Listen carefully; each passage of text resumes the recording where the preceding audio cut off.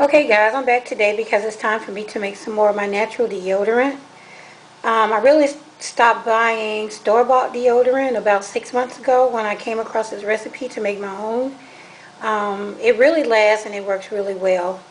I don't know if you're aware of store-bought deodorant. It contains a lot of parabens and aluminum can cause problems with your kidneys. So with that in mind, that was enough for me to just stop using it. Alright, so with that said, let's get started. We're going to start with the dry ingredients first. We're going to start with 1/4 cup of baking soda.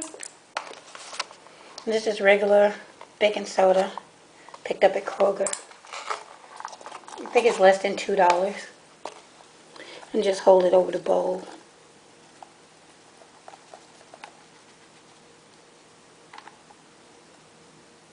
Alright, so that's 1 cup. And we're going to go, that's 1/4 cup. We're going to do the same amount for the cornstarch. And you can also use arrowroot powder. And you can find that at Whole Foods. Whoops, making a mess as usual.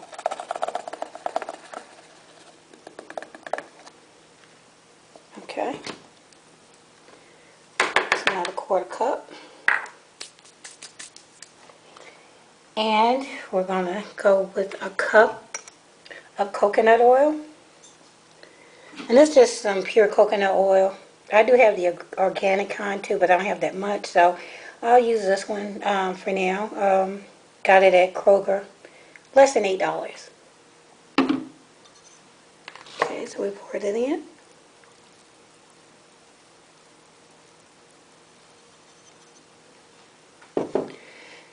And it calls for 5 drops of tea tree oil.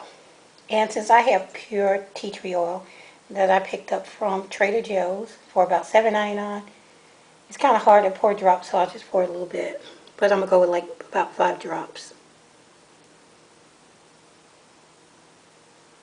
And this is some potent stuff, so be very careful when using it if it's pure. Alright, and then just go whatever fragrance you like. I'm going for a more citrus orange deodorant, so I have my orange essential oil that I picked up at Whole Foods for $4.99.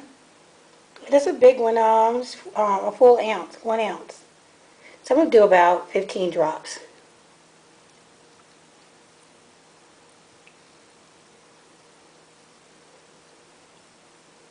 Somewhere in there, I lost count. Okay. And then I'm going to accent it with my favorite, as you guys know by now, lavender. About 10 drops.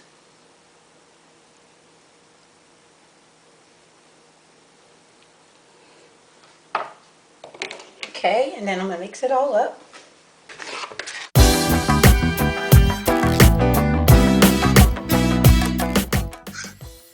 I know you're looking at this mixture and wondering to yourself, how in the world will this end up being deodorant? Well, when coconut oil cools down, it solidifies, and that makes it the perfect texture for deodorant. It'll be really smooth, silky, and moisturizing. And also remember to keep this in your refrigerator. I don't know where you live, but I live in Atlanta. And we call it Hot Atlanta, so unless you're in a really cool place, I would advise you to do the same. And so what I'll do is just continue to mix this until it's smooth and all the lumps are out, everything's blended completely together.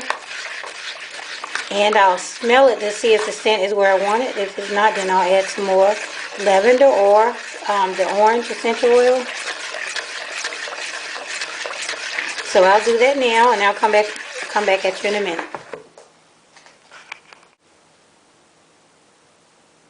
Okay, so I'm back. I ended up putting about 10 more drops of orange oil and about 5 more drops of the lavender oil to get the fragrance I want. You don't have to put that much. You can put more or less. It depends on you. Also, you can choose whatever fragrance essential oil that you want to use. I wouldn't advise using peppermint because peppermint might burn you a little bit, give you a sting on the arm. I'm sure to give you a really fresh feeling, but that may be a little uncomfortable, so I wouldn't advise using that. Alright, so I'm just going to pour my deodorant into my Pyrex.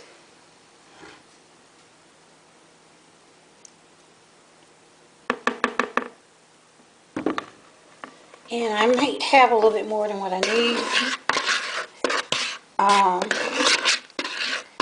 The deodorant is blended really well, so now all you have to do is just let it sit and cool, and it'll solidify. You can use a tin, or you can get an old deodorant container like this one, and just empty it and clean it really well, and then you screw the top up, the bottom to the top, the little part into the bottom, the little grid thing. And then you screw it all the way back down when you cleaned it. It comes completely off. I use popsicle sticks and plastic knife to get all that out. And it'll stop turning once you get it all the way to the bottom. So now I'll just pour this in.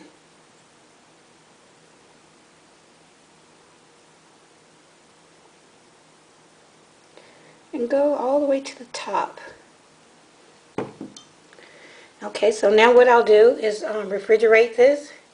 And I have enough to pour into my tin, and I have enough to pour into another container like this if I had it. So you can make this and make enough to share. I'm going to try and tip it. So, yeah. What I'll do is let this cool down. I'm going to put it in the freezer, like I said, and let it solidify. And then I might add just a little bit more to top it off. So, give me a few minutes and I'll be back. Okay, so I'm back. I popped this in the freezer for about 5 minutes, and then I put it in the refrigerator for about another 10 minutes, and you can see it rolls up.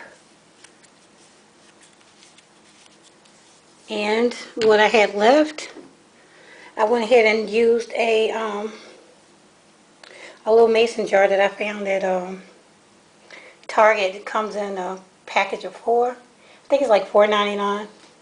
So what I'll do, I'll just keep this in here and keep it in the refrigerator. But you could do this as a gift too to someone that prefers natural products with no preservatives. And I also cut. I have some paper that I picked up at Michael's. I have like a book of this, but you can get individual sheets, and it's just different designs. And I just cut it to fit the top of the jar.